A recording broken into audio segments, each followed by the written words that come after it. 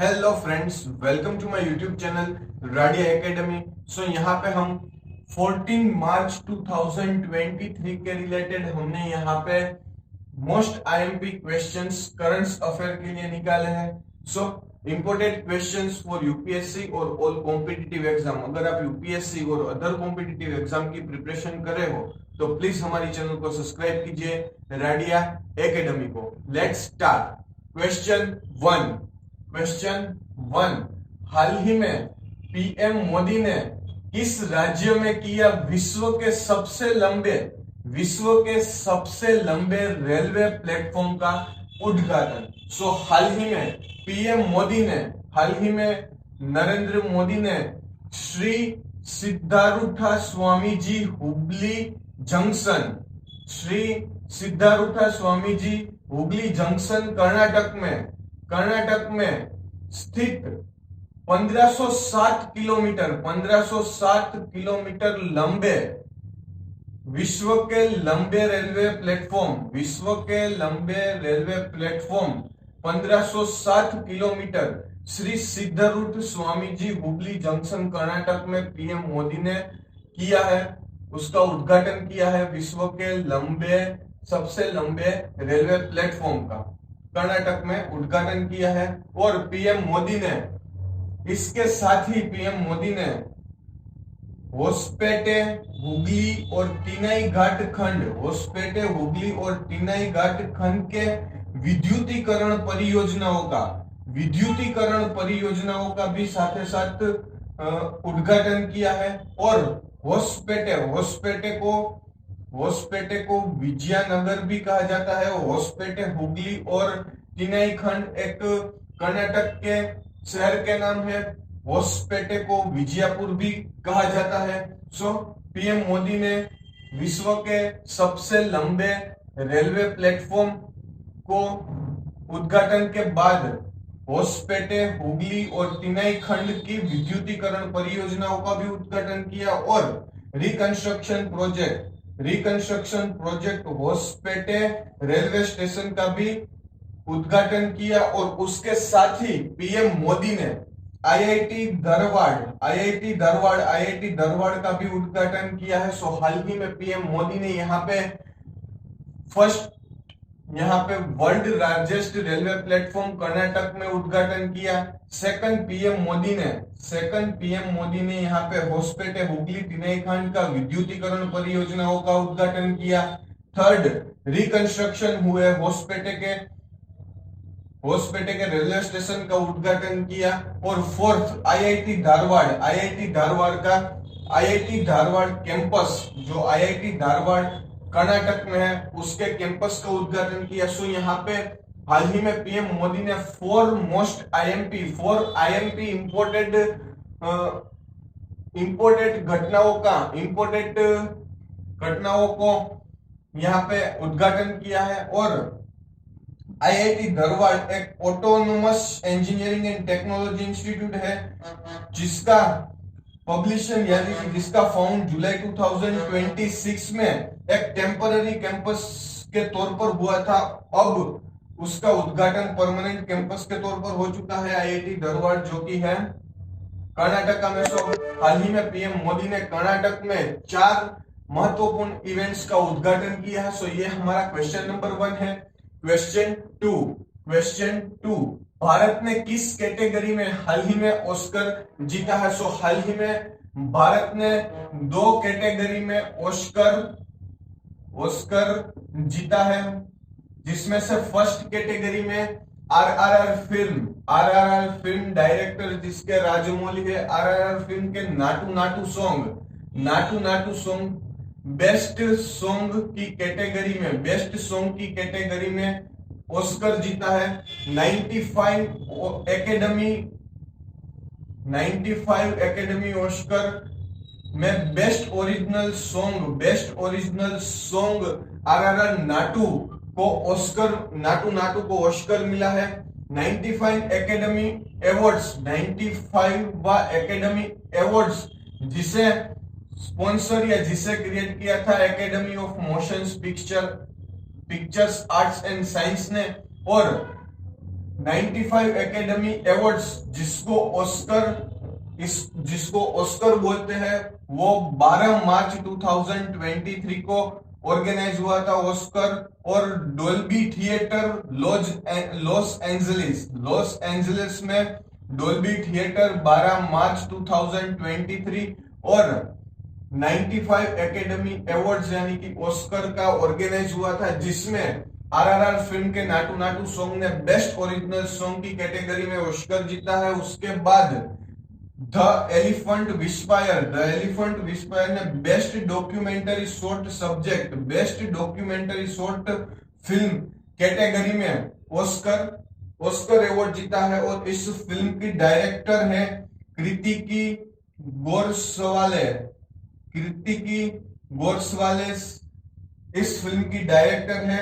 तमिल में ये डॉक्यूमेंटरी बनी थी और उसका ड्यूरेशन यहाँ पे शॉर्ट है, 41 मिनट का ड्यूरेशन था द एलिफेंट विस्पर्स का। और उसकी डायरेक्टर कार्तिकी गोरसल्वेज ने ये ऑस्कर जीतने के बाद विनिंग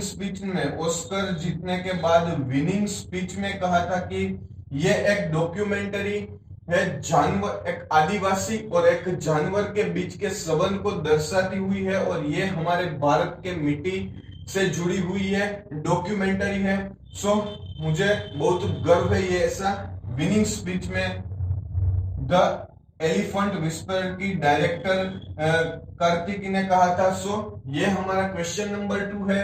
भारत ने 2 कैटेगरी में यहाँ पे ऑस्कर जीता है, आरआरआर और बेस्ट आरआरआर फिल्म में Naatu Naatu, best original song और बेस्ट डॉक्यूमेंटरी शॉर्ट फिल्म। सो ये हमारा क्वेश्चन नंबर 2 है।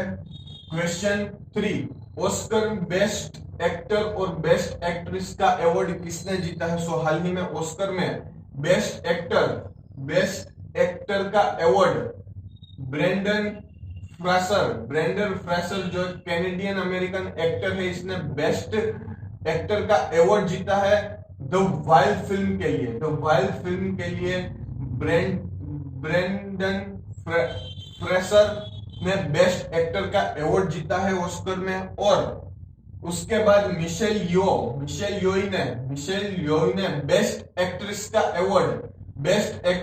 Award film everything everywhere all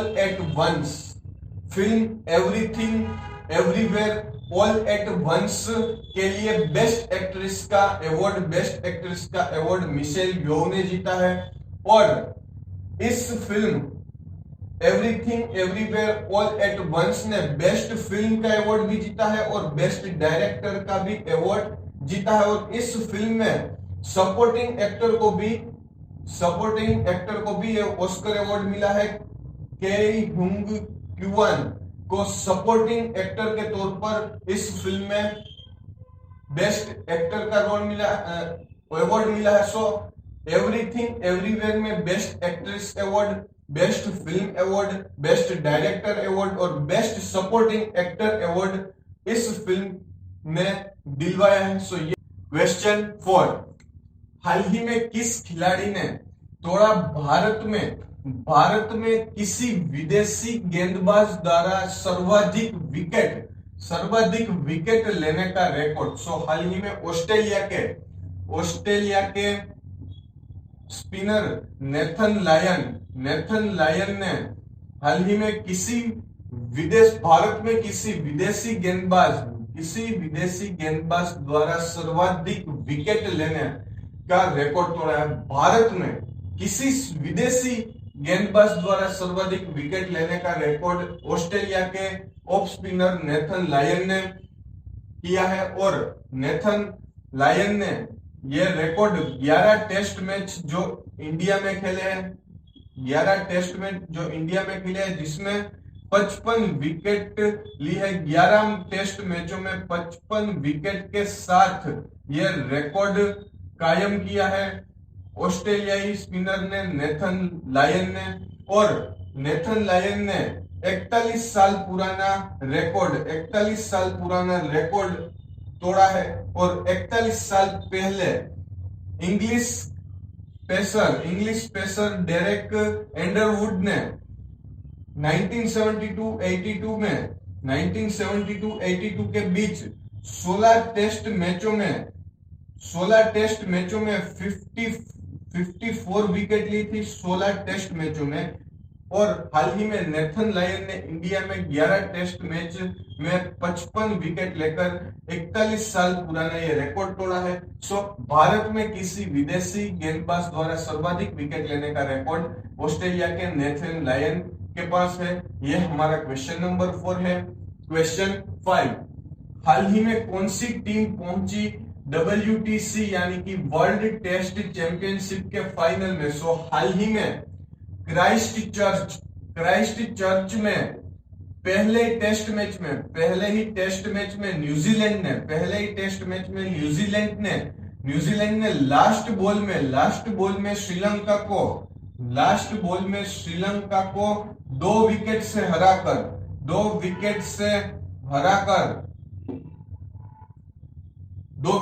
हराया। उसके कारण इंडिया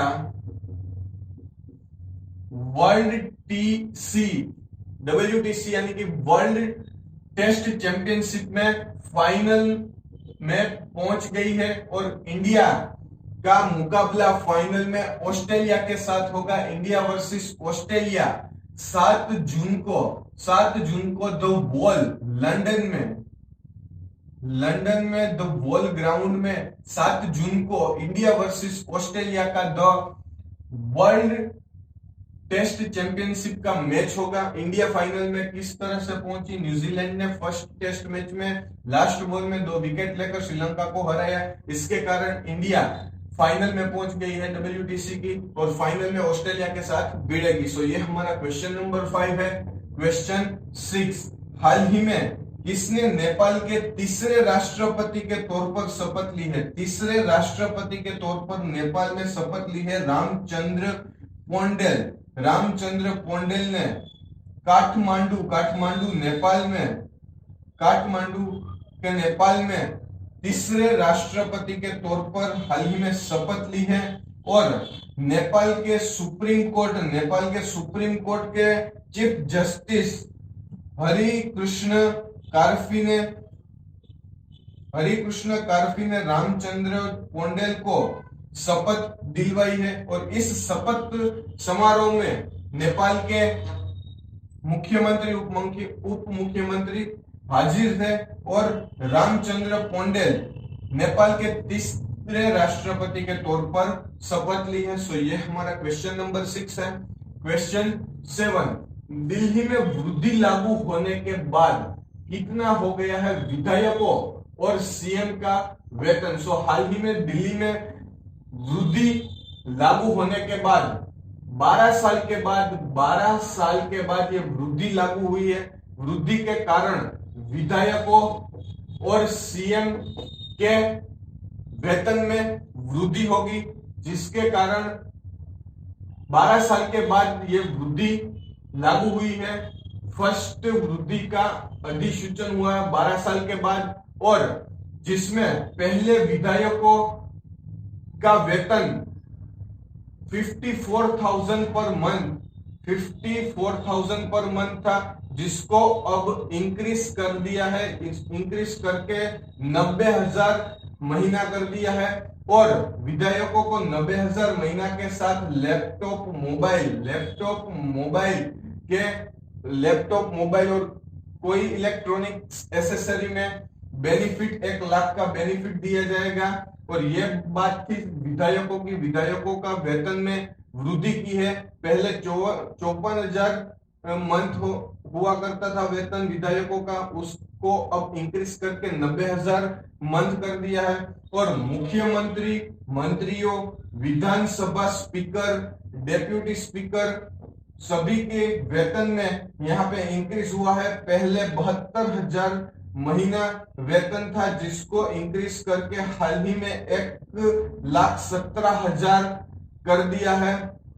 1,70,000 कर दिया है। सो ये दिल्ली में वृद्धि लागू होने के बाद विधायकों और सीएम के वेतन में जो वृद्धि हुई है वो हमने यहाँ पे डिस्क्राइब की है। सो 14 मार्च 2023 के रिलेटेड हमने यहाँ पे top 7 most IMP current affair के क्वेश्चंस प्रोवाइड किए हैं। अगर आपको हमारे क्वेश्चंस अच्छे लगे हो तो प्लीज हमारी